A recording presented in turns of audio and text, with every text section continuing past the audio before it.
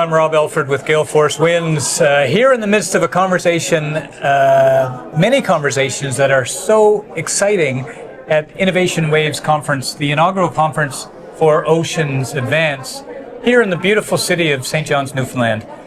I'm excited about this conversation too, so if you don't mind, could you please introduce yourself and talk about why you're here? Happy to be here, Rob. I'm Chris Hearn. I'm the director for the Center for Marine Simulation at the Marine Institute and a former Oceans Advance board member.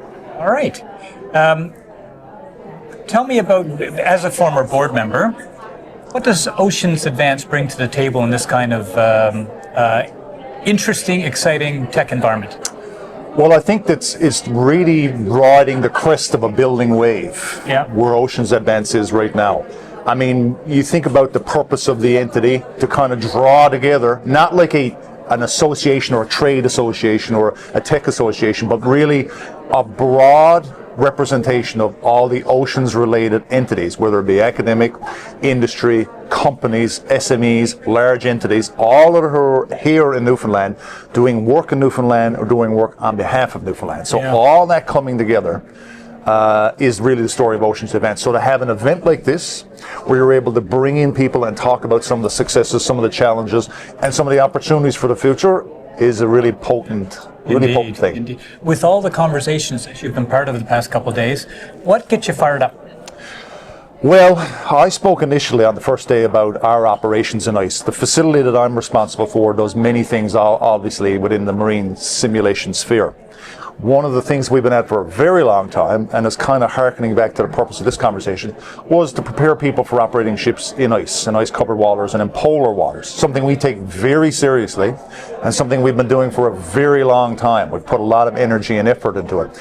So the first morning and the first day really was good for me to hear the recognition around Newfoundland's unique opportunities, building on its expertise and its capacity to not only look at how ships operate on ice, but also to prepare people for operating on ice. There's a lot of expertise here because, and I noticed from many conversations I used to have when I would be shuttling back and forth to Europe, Northern Europe, the kind of centers of expertise in some of this stuff, and they'd say, well, you're from Newfoundland, an island that's further south than us. And I'd say, wait, just hold on a minute. Our water is colder than your water. And we get both types of ice. We have both the pack ice flushing down now to the eastern Arctic that fills the bays and communities all around Newfoundland that everybody remembered on, jumping from pan to pan, or even in the seal hunt, all that kind of stuff. And then we also get glacial ice, the stuff that calves off the Greenland ice sheet and makes its way down. So ice is very much a reality for us. The people who lived here and have grown up here know it very well. And that's a historical fact as much as it is as a knowledge factor.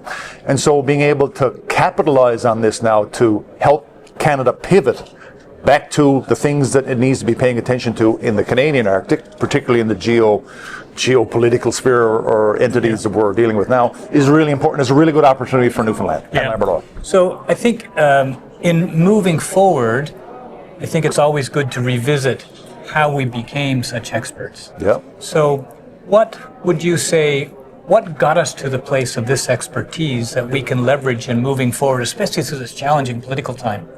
I'd go back to this idea that if you can make it here, you can really make it anywhere. And I think for the SMEs or even for the larger entities, we've had to be innovative historically out of necessity. And I think that was a theme a little bit yesterday.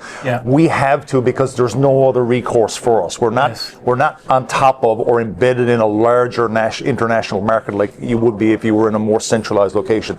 We're an island out in the Atlantic, and so everybody here has always, to borrow that phrase, leaned into what it is that we're doing. But in that leaning in, I mean, yes, the harsh environment, yes, the necessity, but is there something that worked between academia and industry? Like, can you talk a little about that? What works here in that sphere? I'll give it to you from the Marine Institute perspective. Yep. I can do that. So you've heard of this idea or the concept of the valley of death, right? For a company. And this is this great idea, initial work, a lot of effort, and then you got to try and get it into market, that commercialization and wider adaptation and usage.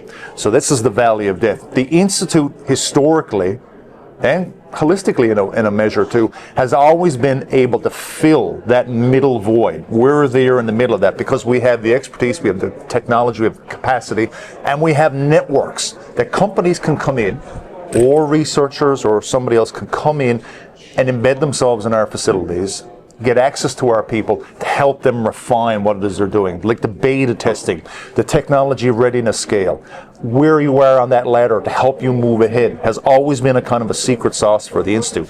But parallel to that is the human readiness scale, the HRL.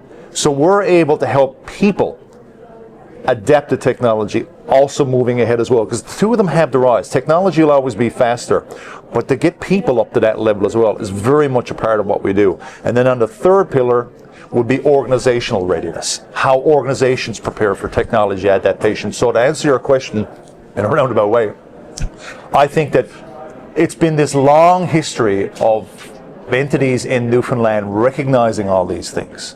And we're a small market, but we're able to cast a long shadow, and we recognize all these things.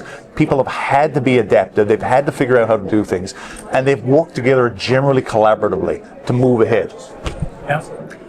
I hear your excitement about what has gone on. I hear your excitement about the future, and I'm just thankful for this conversation. Thanks for coming in. It's great. It was great to talk to you. What a pleasure. You too. All the very best. Take care.